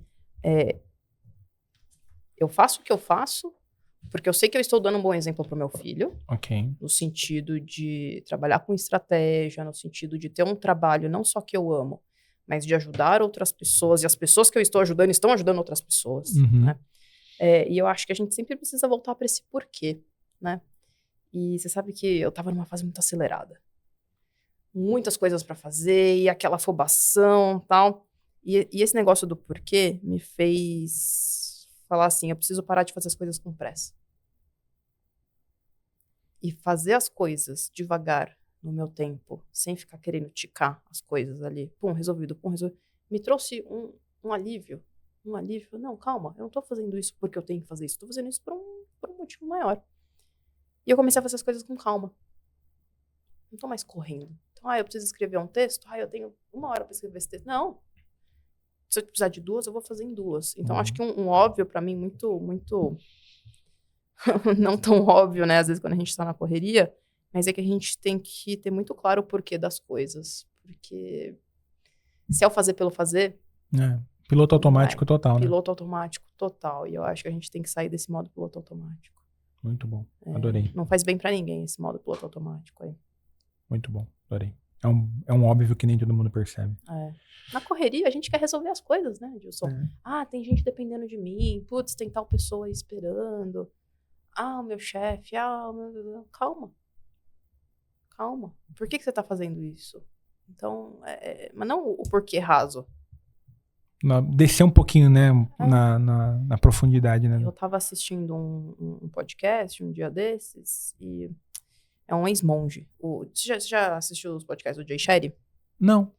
Eu vou te mostrar, é muito legal. E esse cara é um ex-monge e ele tava falando num episódio que ele tinha um mestre que falava pra ele assim, antes da gente dar 3 passos pra frente, a gente tem que dar 3 passos pra dentro. Nossa, muito bom. E isso mexeu um pouco comigo, sabe? Porque às vezes a gente só quer, vai empurrando. Não, pera, calma. Vamos dar aí 3 passos pra dentro, porque tal. Não é 3 passos pra trás, né? Os 3 passos pra dentro. Nossa, faz total sentido. Eu acho que isso recentraliza a gente. Adorei. Recentraliza. Muito bom.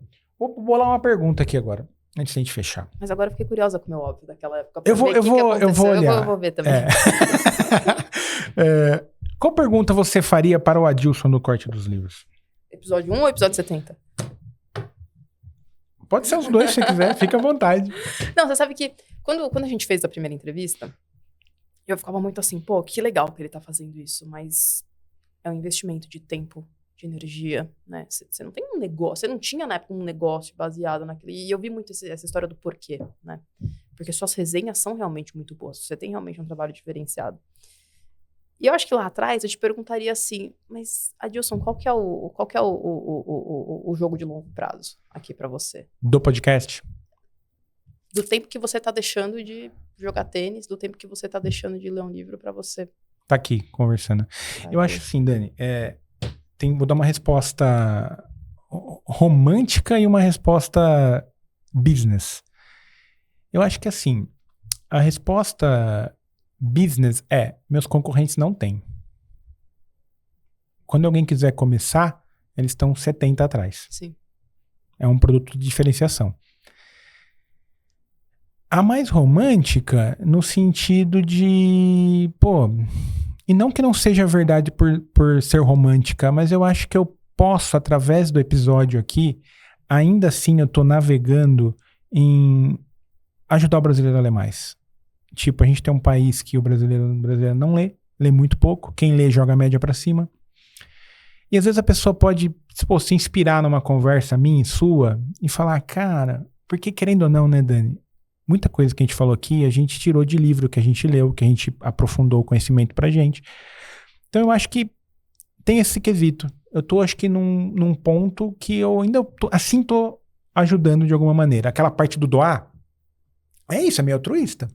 É um sabadão, a gente tá aqui gravando, eu tô entregando pro mundo. Então acho que isso devolve. Agora na parte do business é isso, eu acho que é um produto de diferenciação. Meus concorrentes estão num jogo que eu não queria ir, eu tô num jogo diferente e os escritores precisam desse canal. Não porque eu sou incrível, Porque talvez um escritor que não é uma pessoa que já tem uma autoridade e resolveu escrever um livro, que é diferente, uma pessoa que quer fazer a trajetória de escrever para ter autoridade, o corte dos livros é um lugar legal para ela vir contar a história dela. Então, acho que tem um pouco disso, diferenciação e um canal de distribuição. Você sabe que isso que você falou, né, sobre romantizar o que a gente faz, eu acho que existe, sim, um pouco de idealismo. Eu sou uma pessoa meio idealista, né? Uhum. Quando eu tava no colegial, eu tomei 2 suspensões por ser idealista.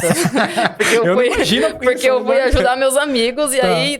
Então, você vai lá também, você tá no bolo, toma essa.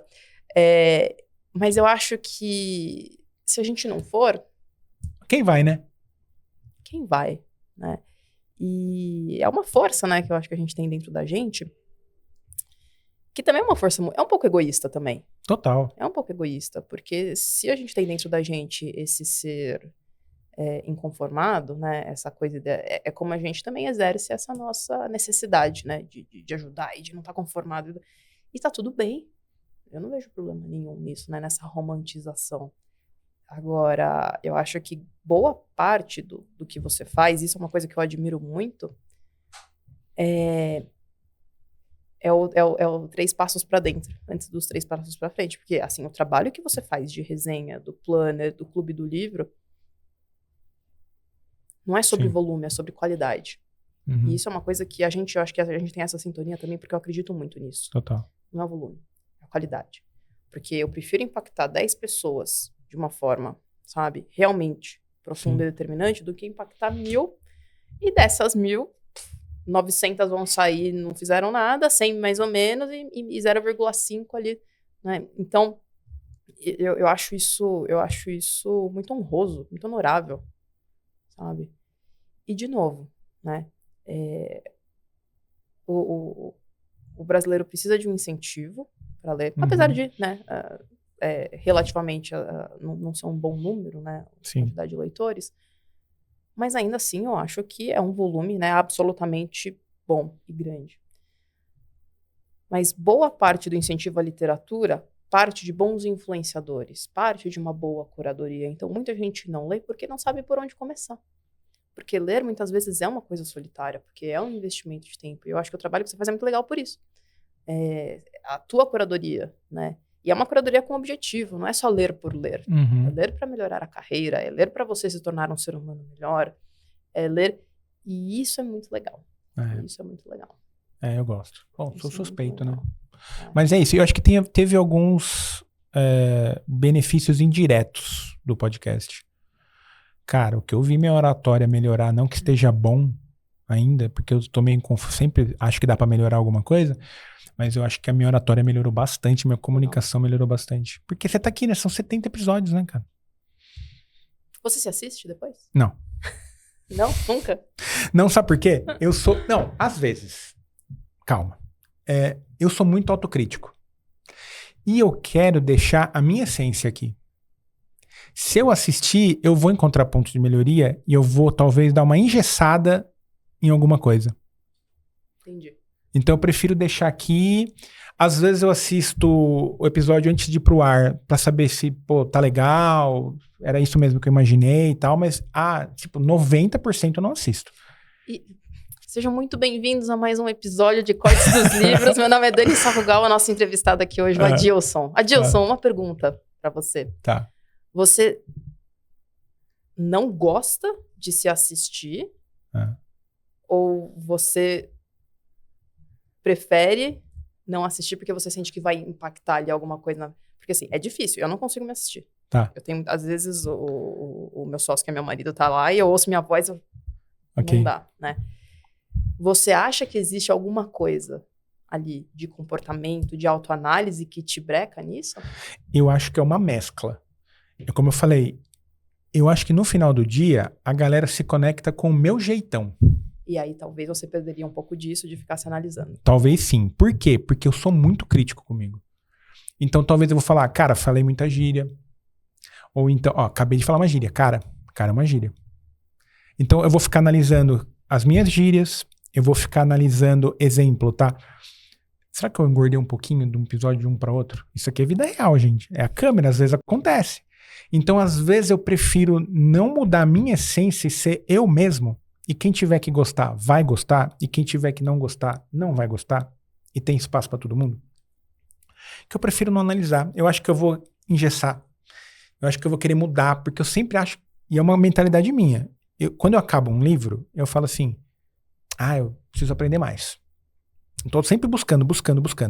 Se eu ficar assistindo, eu vou querer mudar muita coisa. E eu acho que tá dando certo. Tá bem, a galera gosta. Algumas vezes eu até encontro algumas... E aí você fala assim, pô, Adilson não quer receber feedback. Mais ou menos, não é assim também. É mais no sentido de não perder a essência, sabe? O que eu fiz até agora, basicamente, é o que me levou até onde eu tô. Eu não entrei num personagem, entendeu? Uma outra pergunta pra você. Tá, bora. Você que lê muito, assim, que nem eu. Nesses seus momentos de autoanálise, você fica se perguntando o que tal autor diria pra você, o que tal pessoa diria a respeito de um pensamento, de uma conclusão tua? Tipo, o que o Ryan Holiday falaria dessa minha aversão a me assistir? Você tem esse... Tenho essa voz, né? Sempre falo na comunidade, né? Que a gente tem uma vozinha e essa vozinha é a conversa mais importante que você vai ter no dia. É a conversa que você tem com você mesmo. Tenho, e às vezes é que eu percebo, né? Como a gente... Vou melhorar minha resposta. Como a gente lê muito, a gente estuda muito comportamento e tal, a gente às vezes vai acabar voltando dos nossos padrões. Todo mundo tem um padrão. Seja de pensar, de falar. Então, a gente... Em algum momento a gente volta para nossa essência, para o nosso natural. Então, às vezes, quando eu leio, eu me enxergo em algumas coisas e eu vejo... Por exemplo, eu tenho 5 autores que eu gosto muito. Ryan Holiday, Adam Grant, Brené Brown, Brandon Burchard e Jocko Willink. São 5 que eu gosto muito. O Brandon tem tradução no Brasil? Tem várias traduções. Que editora? Ele tem da Objetiva, ele tem um recente da Buzz, mas a maioria, inclusive o da Buzz recente dele, chama Manifesto da Motivação. O Brandon eu acabei só lendo em inglês, porque quando eu queria ler ainda não tinha uma coisa recente, ele é maravilhoso, ele é maravilhoso. Eu acho ele muito fera. Mas teve alguns que perdeu também o selo, você não acha mais. Que nem, então, por exemplo... Você tem uns 5 conselheiros aí. Sabe o que eu fiz? Que tem a ver com isso? Eu criei no ChatGPT um conselho com essas 5 pessoas. Do tipo, cara... Como que você tomaria essa decisão? Eu quero ir por esse caminho, o que o conselho acha? Aí você treinou. Exato. Então, sim, eu fico me perguntando, eu fico me questionando e eu sempre sou muito... A minha voz na minha cabeça, ela é muito autocrítica. Mas eu acho que o legal de ler é isso. Você constrói um repertório. Total. Né? Que ele é elástico. Né? E aí você tem muito mais referencial, você tem muito mais... Você tem inputs, né? Muito mais educados, né? Você tem o educated guess. Você tem não é um chute, né? Total. É um educated guess, porque você já tem ali um... Que nem quer ver um exemplo? Esse ano eu foquei muito em ler Ponto Cego. Legal. Foi uma das... foram as leituras mais transformadoras para mim, porque achei uns pontos cegos. Mas eu foquei muito nisso. E a Brené Brown é muito boa nisso, né? Brené Brown é boa. Eu li um livro, tô acabando inclusive, chama O Que Não Estou Vendo. Nossa, espetáculo. É da Zahar. Você já ouviu falar da Mel Robbins? Vou dar um outro spoiler aqui da comunidade. Eu dei um spoiler na semana passada. Não foi combinado. Não foi combinado, mas vai ser a nossa leitura de fevereiro. Deixa pra lá. Let Them Theory. Eu não li ainda, mas eu já vi conteúdo dela, eu já li o primeiro livro dela. Eu vou pôr em fevereiro na comunidade, porque vai encaixar com um tema lá que foi um dos mais votados. Muito bom. Ler não tem contraindicação, né? Não. Inclusive, eu falo que você não gosta de ler porque você lê errado. Ler não tem contraindicação. Muito bom, Dani. Adorei as perguntas que você fez. Excelente. Tô aprovado? Muito, nossa. Cadê o podcast? Pois tem que vir, né? Tem que vir. Tem que ter um objetivo claro, né? Tem que ter um objetivo claro, tem que ter um plano de negócio. Claro. Muito bom. Dani, eu queria te agradecer. Foi muito legal. Pra mim, foi uma experiência incrível, porque o meu primeiro era o que eu tinha pra dar. Era o que tinha pra entregar. Você tava nervoso no primeiro? Nossa. Sério, não parecia. Muito nervoso. Não, é porque o primeiro você não gravou. O primeiro que foi ao ar foi comigo, mas você tinha gravado eu tinha gravado antes, um antes. Né? Eu tinha gravado um antes, mas tipo assim, eu tava inseguro com o roteiro. eu tava inseguro com a posicionamento, com a tonalidade, o tom de voz, eu tava inseguro com um monte de coisa. Mas, né? Tudo que você faz no começo é isso, né? Isso. Então, foi muito legal, adorei. E deixa um recadinho final pra quem ficou até agora com a gente. Eu acho que o meu recado final é: ler não tem contraindicação nenhuma. Para os leitores, né, que estão aqui querendo começar a ler, participar de um clube de leitura é extremamente importante, porque você não está sozinho numa jornada, além da curadoria, né? Você tem alguém para te ajudar nessa caminhada. E eu acho que eu tenho um recado para quem é escritor, ou para quem quer escrever um livro. Boa. O recado é para quem tem um livro ou quer escrever um livro. Todo mundo tem um livro dentro de si. Eu realmente. E teu livro tem que vir. Vai chegar. Mas eu não vou cortar a sua resposta, vai. Eu acho que todo mundo tem um livro dentro de si. Todo mundo tem alguma coisa para entregar para o mundo. E eu acho que esse livro tem que ser escrito. Em algum momento. Vai caber a você decidir se você vai dividir isso com o mundo ou não.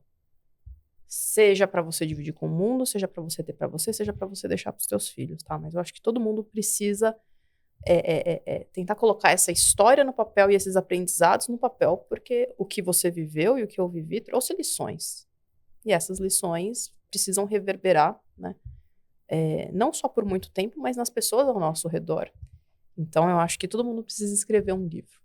Aí é só decidir se você vai levar para o mundo ou não. Muito bom. Você falou isso no primeiro, eu lembro. Falei? Você falou, não era do óbvio nada, mas você falou, todo mundo tem um livro dentro de você. Eu realmente acredito nisso. Vou te dar um spoiler.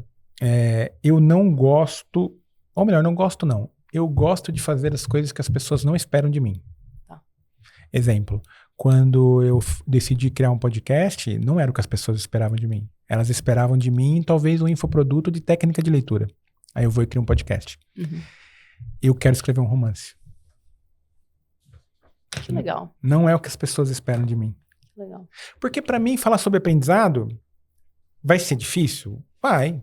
Processo de leitura, tudo. Vai ser desafiador? Mas é que eu acho que você tem o perfil de querer esticar a corda, né? Uhum. Então... É isso. Então eu tenho essa mentalidade de fazer algo que as pessoas não estão esperando. Não me pergunte por quê, tem que cantar na terapia, talvez. Mas eu gosto de... Então vai vir um romance em algum momento aí. Que legal. Muito bom. Eu acho desafiador. Eu acho que escrever um livro de ficção é mais difícil do que escrever um livro de não ficção. Eu imagino. Geralmente, é muito comum o autor de ficção alcançar um determinado status depois do livro 3, 4, 5, 6. O autor de não ficção tem mais chance de alcançar determinado nível no livro 1. Porque trabalhar com a emoção é mais difícil do que trabalhar com o racional. Sabe? Total. Mas eu acho que o que pega mais fundo às vezes... Assim, por isso que os livros de não ficção têm tanto storytelling. Uhum. Mas sabe o que na essência faz sentido o que você está falando? Você falou sobre eu dar o passo para dentro. Quando eu decido escrever sobre romance, eu tô dando um passo para dentro. Legal. É isso. Gente, se deixar aqui, a Dani vai ficar, ela tem compromisso, ela tem um monte de coisa para fazer, né? Já passamos do tempo. Obrigado por mais um episódio. A gente se encontra todas as quartas, às 19 horas no YouTube e no Spotify. Segue a Dani, vou deixar as redes sociais aqui. Vou deixar o primeiro episódio aqui para você ver que ninguém começa pronto. Você vai lá, você vai falar, nossa, a Dilson era muito ruim, ele melhorou um pouquinho. Foi um dos meus primeiros também, eu acho. Foi? Eu acho que foi. Não Sério? Eu acho que foi. Ah, mas você já tinha mais habilidade do que eu. Então vai ficar tudo aqui, gente. Link da Dani, os links das redes sociais dela, para vocês seguirem. Curta, compartilha. Ó, você conhece um escritor, uma escritora, alguém que quer escrever um livro? Caminha esse episódio para frente, tá bom? Até semana que vem.